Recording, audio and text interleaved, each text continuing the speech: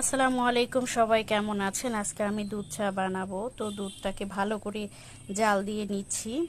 তো কেউ যদি দুধ চা বানান তাহলে অবশ্যই খুব ভালো করে জাল দিয়ে নেবেন।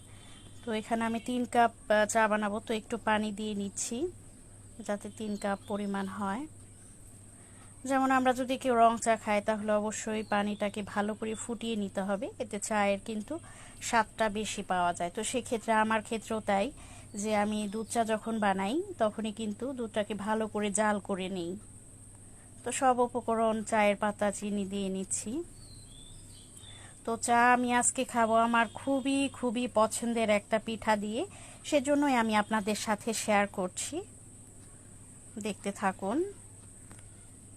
এই তো বলক চলে এসেছে। এখন আমার চা হয়ে গেছে, আমি ঢেলে নিচ্ছি। দেখুন, খুব সুন্দর একটা ঘ্রাণ বেরিয়েছে চা দিয়ে। তো পিঠাটা খেতে দারুণ লাগবে মনে হচ্ছে, একেবারে ঘন দুধ ছিল। দেখুন, এই যে হচ্ছে সেই আমার পছন্দের পিঠা, চিতই পিঠা। এটা আমি বাইরে থেকে কিনে নিয়ে এসেছি চা দিয়ে খাওয়ার জন্য। তো অনেকগুলোই কিনে নিয়েছি, আপাতত আমি একটা খাবো। চিতই পিঠাটা আসলে চা দিয়ে খেতে অনেক বেশি মজা লাগে। তো প্রায় সময় আমি কিনে এনে তারপরে খাই, বা বাসায় যখন আমি নিজেও বানাই তখন খাই। আমার অনেক বেশি মজা লাগে। একটু খেয়ে দেখি কেমন হয়েছে। মাশাআল্লাহ, খুবই মজা হয়েছে।